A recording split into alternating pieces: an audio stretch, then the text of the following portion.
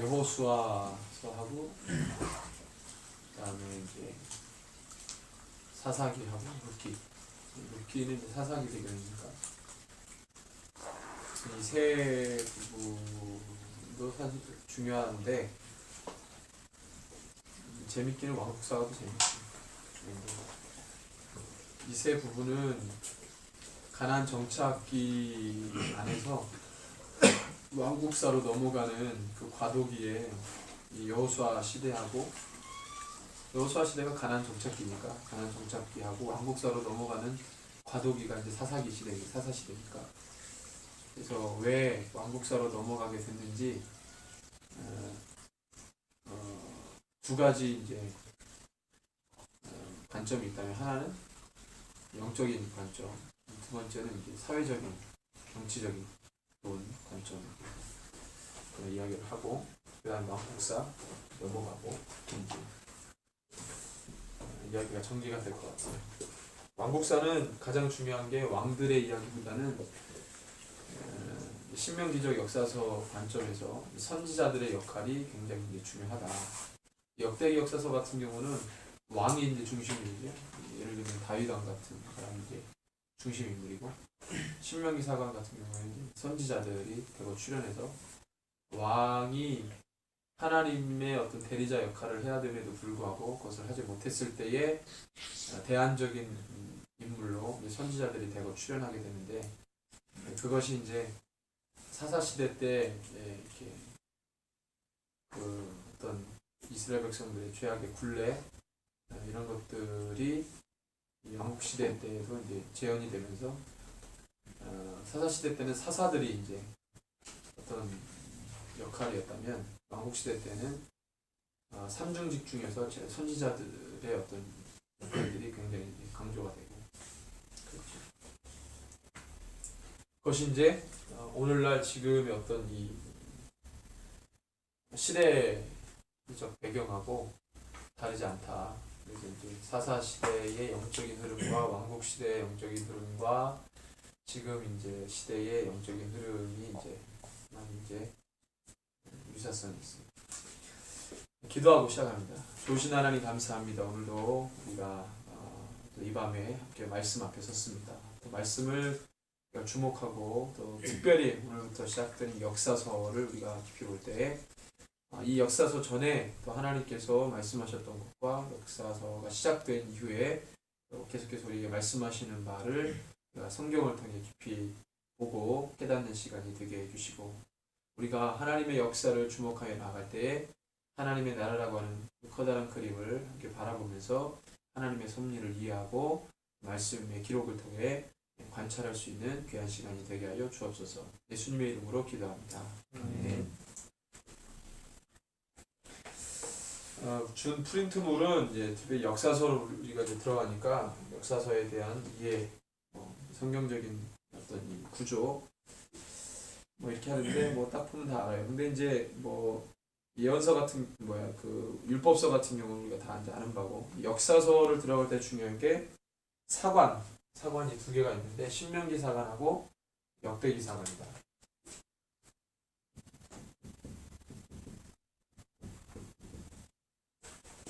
역대기 사관인데 신명기 사관은 쉽게 말하면 모세오경에서 신명기적인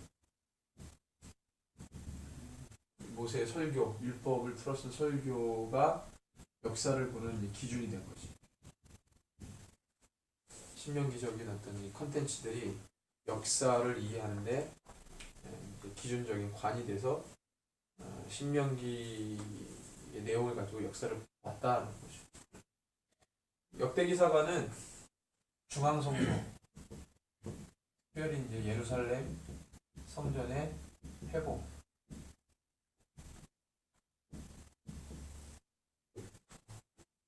중심으로 역사를 이해했어요. 그래서 여기에는 다윗이라는 왕이 굉장히 중요해요. 신명기 사관에서는 선지자들이 중요해요. 선지자들의 역할 이런 부분들이 있어요.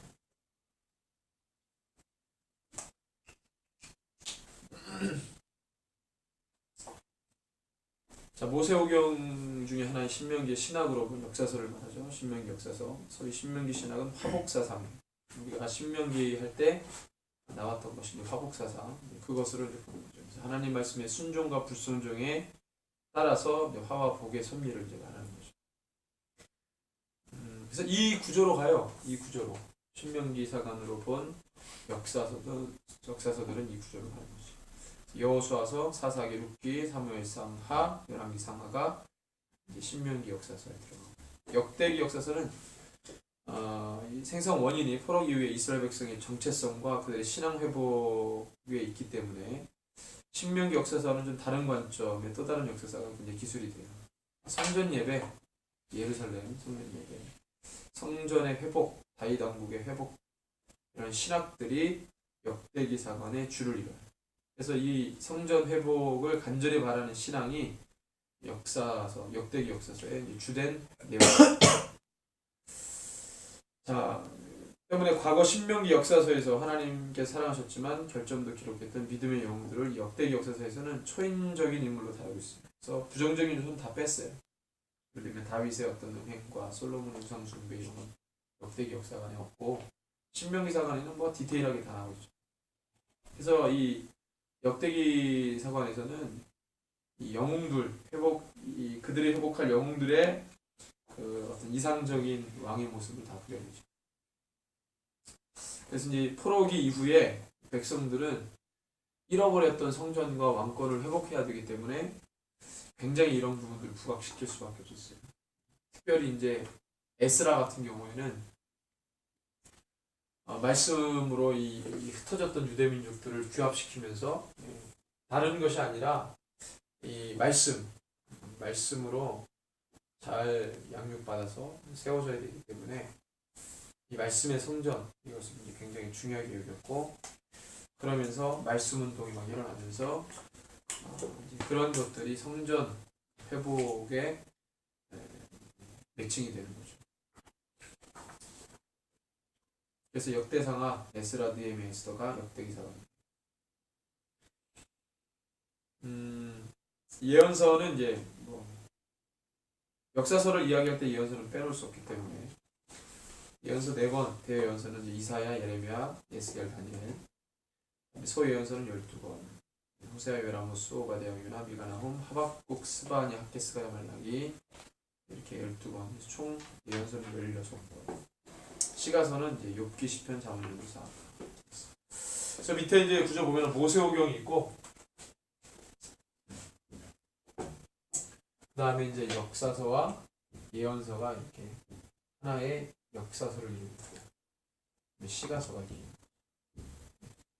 그래서 이 역사서와 이 선지서는 항상 이렇게 같이, 이게 전체가 이제 역사서로. 사실 이제 예언서를 따로 떼서 이제 보지만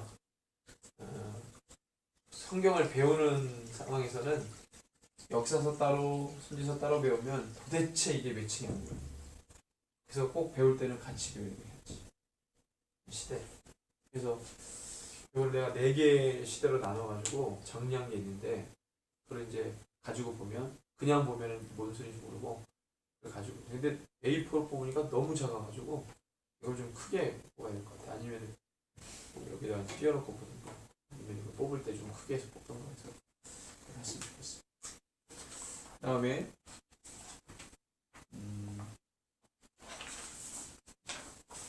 역사서와 예언서 시대 구분으로 나눈 봅시다.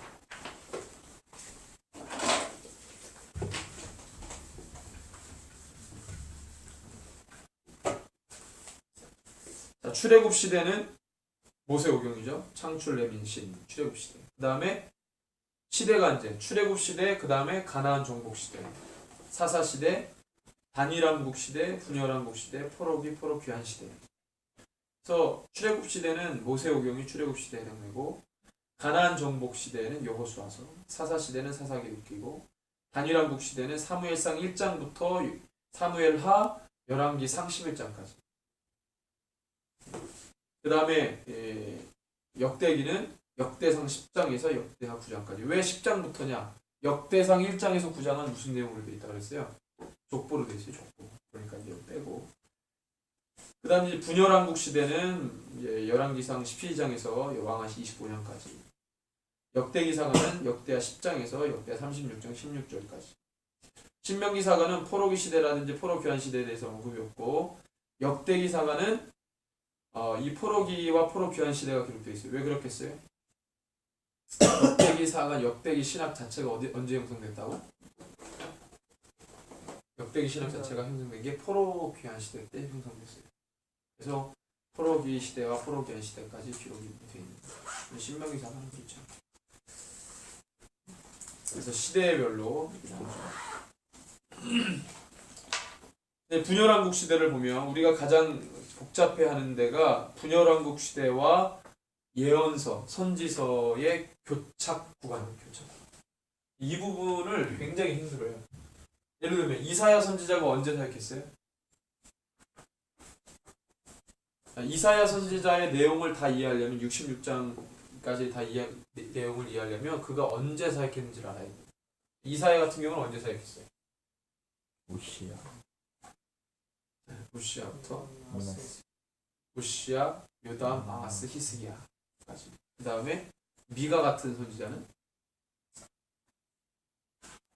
요담, 아하스, 히스기야. 뭐 엘리야는 아합 시대. 엘리사는 여호아하스 때까지. 북이스라엘이죠 다. 엘리야, 엘리사. 여러 호세아 선지자. 호세아는 여로보암 2세. 북이스라엘의 여로보암 2세. 아모스도 여로보암 2세. 요나도 여로보암 2세. 자, 그러면 가장 우리가 이제 선지자 중에 누가 유명하다고 생각해요? 여러분들 각자 뭐 다를 텐데. 해강이는 누가 유명하다고 생각해요? 선지자 중에서 너가 임팩트 있게 나갔던 선지자. 엘리야? 응? 엘리야? 엘리야 아까 나왔고. 여기 대원이는 누가 임팩트 있게 나타난 선지자? 나오지 않은 사람 중에. 그다음 아니 될수 없어.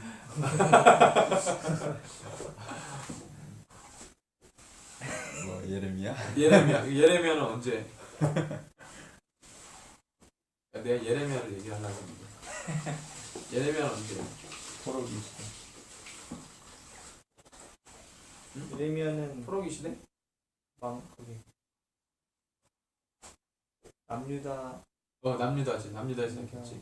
멸망을 보지 않아요? 그렇지, 멸망을 받지. 남유다 마지막 왕이 시드기야거든. 요시야부터. 그렇지, 요시야부터 시드기야까지. 그다음 뭐 다니엘 유명하지. 다니엘은 선지자지. 다니엘은 예레미야와 동시대 인물일까 아닐까? 아니. 왜 아니야? 살짝 오시지 않을까요? 후시다. 다니엘과 예레미야. 모르구나. 그래서 공부를 해야 돼. 동시대 인물이죠. 동시대 인물이 누구냐면 예레미야, 다니엘, 또 에스겔. 그러면 에스더는 언제 인물일까? 에스더 전일까 후일까? 후지. 왜 에스더? 자, 여기서 사역이 제일 짧았던 애가 이제 얘죠. 에스겔. 에스겔은 어디서 사역했죠?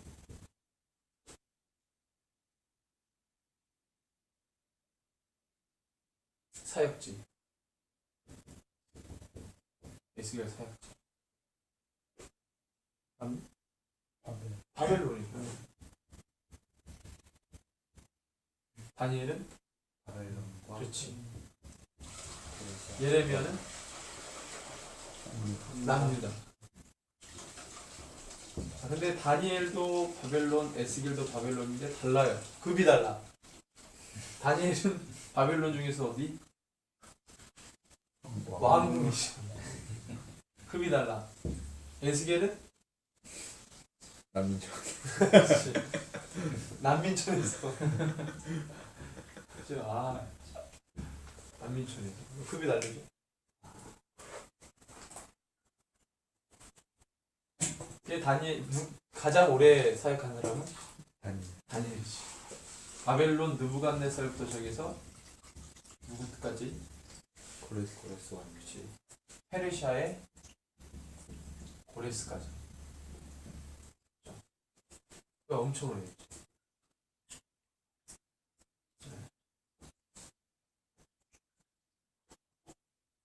자,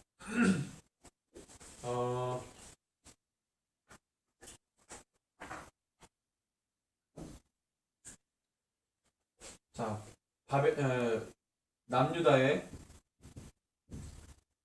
멸망이 여러분들 언제인지 알아요? 12? BC 500. 583. 586년. 북이스라엘을 언제 망했다고 혹시? 600. 720년. 그러니까 약 한 150년 갔는데.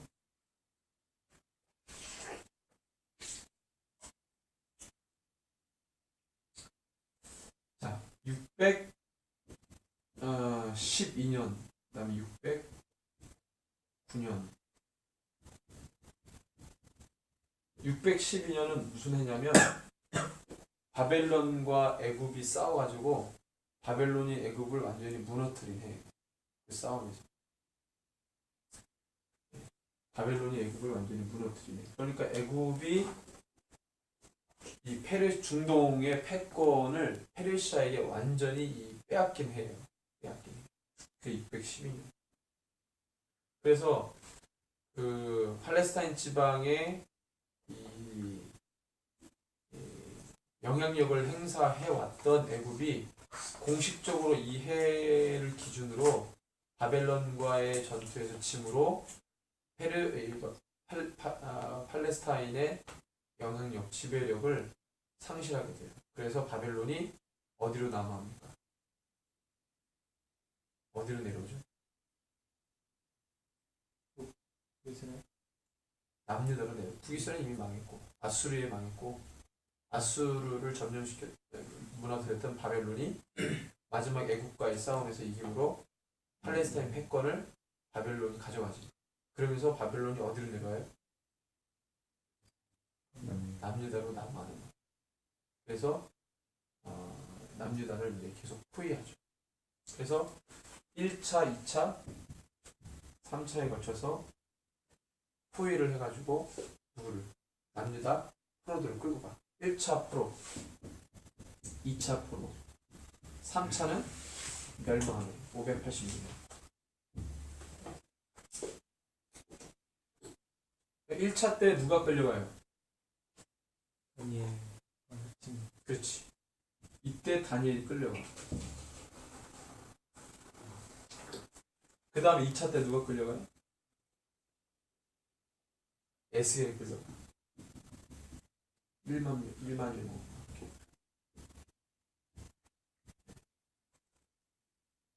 그 다음에 586년에 남유다가 멸망하면서 예레미야가 계속 사역하다가 남유다 멸망을 보죠. 그래서 얘는 끌려가서 미리 이미 끌려갔지. 끌려갔죠. 이게 609년인지 헷갈리는데 이게 612년인지 이게 609년이고 586년인지 좀 헷갈리는데요. 왜냐하면 이게 1차가 609년이거든요. 그래서 멸망하기 전에 2차 때 이렇게 되는 거죠. 내가 지금 이게 확실치가 않은 거예요. 이게 609년이든지 아니면 이게 609년이든지 아무튼 이렇게 돼요. 상황이. 다니엘은 포로로 끌려가서 왕궁으로 가가지고 이제 느부갓네살에 의해서 환관 교육을 받고 있었고 거기서 이제 사역을 했던 거고 에스겔은 포로로 이미 이제 끌려가서 거기서 환상을 받고 어떻게 될 것이다. 예레미야는 계속 남유다 멸망 전부터 시작해가지고 계속 사역을 하죠. 그래서 이 예레미야는 남유다 멸망 예고적 계시를 받아요. 다니엘과 에스겔 같은 경우는 포로로 끌려가서 사역을 시작해요. 예레미야는 그렇지 않죠. 이미 남유다 멸망 직부터 1차 포로 가고 2차 포로 가고 그러면서부터 사역을 계속하면서 남유다 멸망을 보죠. 얘네 둘은 끌려가서 이제 가니까 사역이 어떻게 돼요? 서로 사역이 어떻게 동시대에 이루어졌다 그런 거죠. 이해되죠? 얘는 예레미야는 계속 사역을 해왔던 거고 남유다 멸망까지 했던 거고, 그죠? 얘네들은 요때 포로로 끌려가서부터 사역을 시작했으니까 얘는 지역만 다른 곳에 사역을 했지 시기는 뭐예요? 겹치는 거죠. 똑같죠. 그죠? 그럼 에스겔이 본 계시는 뭐냐? 에스겔은 난민촌, 바벨론의 그발강가라고 하는 난민촌에서 무너질 남유다를, 예레미야는 남유다 땅에서 남유다 멸망 계시를 본 거고, 에스겔은 포로로 끌려가서 그 지역에서 남유다의 멸망의 계시를 본 거고, 다니엘은 이미 먼저 끌려가서 환강교육을 하면서 거기서 남유다 멸망하고는 상관없이 그가 거기서 뭘 친 거예요? 살아계신 하나님을 왕들에게 보여주죠. 그렇죠? 느부갓네살, 그 다음에 누구 나옵니까? 바벨론의 느부갓네살, 바벨론의 벨사살, 그 다음에 메대의 다리오. 환상 본 게 이 세 왕 때 집중적으로 다니엘이 이제 보죠. 그럼 벨사살 때 본 환상은 어떤 환상이었어요? 남유다 멸망 환상입니까? 그치, 바벨론 멸망. 또는 다리오 때 봤던 이런 환상들은 이 시대 말고 다가오는 시대에 대한 환상들을 보죠. 그렇죠? 그래서 하나님께서 같은 시대에 하나님의 사역자들을 세우면서 퍼즐 맞추기식으로 하나님 이 사람에게 이 환상 보여주고 모시고 그래서 기도하게 하시고, 나중에 어떻게 됩니까? 나중에 다니엘이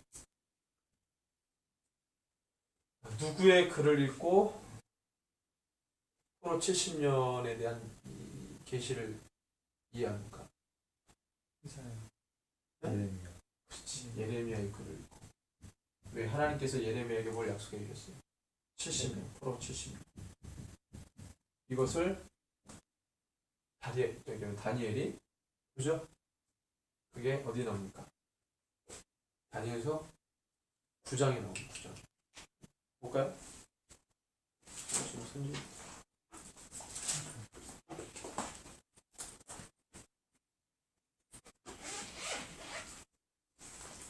주장. 이 메대 다리오 때, 다니엘이 메대 다리오 때 예레미야의 글을 통해 70년을 이해합니다. 그리고 다리오 때 보고 금식 들어가죠. 그죠? 금식 들어가요. 그 다음에 쭉 해서 금식 들어가요. 금식 들어가고 그 다음에 이제 쭉 우리가 이제 나중에 이제 뭐 오늘 그거 할 건 아닌데 나중에 이제 그거 쭉 하면 재밌어요. 70년 딱, 근데 70년이 안 채워져요. 68년인가? 69년. 68년일 거야. 68년. 70년이 다 안 채워지고 요것을 깨닫기 시작하고 금식 들어가요. 기도해요. 갑자기 다리오가 죽어. 다리오가 죽어가지고 고레스가 전 페르시아를 통일해요. 그리고 고레스 원년에 얘가 죽고 고레스가 전 페르시아를 통치하면서 고레스 원년이 되죠. 그죠? 고레스는 그 전에 남부 페르시아의 왕이었으니까. 북부 메대는 페르시아 땅이 이렇게 있으면, 여러분들 이거 다 알죠? 내 얘기했지? 페르시아 땅이 이렇게 있으면 북부를 메대라고 하고 밑에를 페르시아라고 했다는 거예요. 바사, 그죠? 이때 남부 바사 지역은 고레스가 왕을 하고 있었어. 여기는 이제 북부 페르시아는 메데라고 그랬죠. 메데 그때 왕은 다리오. 그렇죠? 근데 이거 전체를 고레스가 얘가 죽으니까 그냥 먹어버려서 다 이제 통치를 할 때 그 시기가 원년. 고레스 원년에 뭘 해요? 고레스가 그렇죠. 칙령을 내면서 프로기원 이게 70년이 안 된단 말이에요. 그래서 왜 70년이 안 됐냐? 뭐 이렇게 이 날짜가 뭐 부정확하고 뭐 좀 플러스 마이너스 몇 년 이런 거보다는 다니엘이 금식 들어가니까 땡겨진 거라 이렇게 보는 게 더 나름 해석일 수 있겠다는 거죠.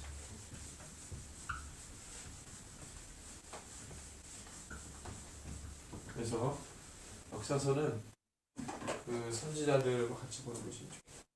그 다음에 이제 그래서 보면은 분열왕국 시대 보면은 단일왕국 시대 사울과 다윗 때까지가 단일왕국이고 북으로 남으로 나뉘면서 이렇게 왕들이 이제 돼요. 그래서 여러분들 요거를 기억해 두고 있으면서 북이스라엘 왕들과 남유다의 왕들을 쭉 봐요.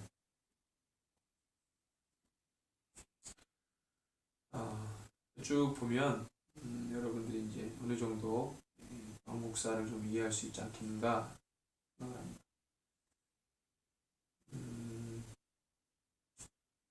신명기사관과 역대기사관 기본 분열왕국 시대와 프로기 시대, 프로귀환 시대 이렇게 있으면은 열왕기상 12장부터 열왕기하 25장 여기가 이제 북왕국으로 치면 아모스와 호세아 이런 사람들이 이제 사역을 하죠. 역대기사관 역대하 10장에서 역대하 36장 16절 남왕국을 보면 이때 사역했던 분열왕국 시대 선지자들이 이사야, 미가, 나훔, 스바냐, 하박국 이런 사람들이 이렇게 이제 사역을 했고 그 다음에 이제 역대기사관의 남쪽 보면은 예레미야, 다니엘, 에스겔 그 다음에 프로귀환 시대 이후에 역대기사관 쭉 보면은 이제 뭐 학개스가랴, 말라기, 뭐 에스라, 느헤미야, 에스더 이런 사람들이 이렇게 분포가 돼 있다. 대략적으로 이해하면 되겠어요. 그 다음에 중간 뛰어넘어서 신명기 5번 신명기 역사서, 역대기 역사서의 구조. 네. 아까 말했듯이 이제 족보가 나오는데 역대상 1장에서 9장이 족보인데 신명기사관에는 없죠 그런 게. 사무엘에 대한 전기가 사무엘상 1장에서 10장인데 역대기는 사무엘에 대해서 언급 잘 안 해요. 마지막 역대상 10장에 사울의 마지막 모습에 대해서 간략 이야기하고 말아. 역대기에는 중요한 게 다윗이지 다른 사람들의 얘기는 아니에요. 그래서 역대기는 다윗과 다윗 왕과 특별히 남유다만 기록했지 역대기에서는 북이스라엘 왕들에 대해서 기록이 안 돼 있어요. 신명기사관은 다 있죠. 북과 남에 다. 그런 게 좀 차이고. 그래서 우리가 역사서를 대조한다 그랬을 때 신명기사관과 역대기사관을 대조해요. 그래서 사울의 전기부터 시작해서 분열왕국 전기까지가 대조 구간이에요. 대조 구간. 그래서 신명기사관과 역대기사관을 이 부분만, 이 박스친 부분만 대조해서 봐요. 6번이 그 박스친 부분만 따로 떼가지고 대조하죠. 나머지 뭐 사무엘의 그 휘황찬란한 전기 부분도 역대기사관에 기록된 프로기의 전기 부분이나 프로귀환의 전기 부분은 대조 구간이 될 수 없어요. 그래서 이 부분만 대조합니다. 다 사울의 전기, 다윗의 전기, 솔로몬의 전기, 분열왕국의 전기 요 네 부분만. 근데 분열왕국의 전기에서 대조가 되는 구간은 뭐겠어요? 북이스라엘은 역대기에 기록이 안 됐기 때문에 남유다 왕국에 대한 대조만 가능해요. 여러분들이 이 자료를 보면서 성경을 좀 체계적으로 보면 좋겠어. 이런 기본적인 지식과 배경을 가지고 여호수아서를 봅니다. 여호수아서 1장 잠깐만.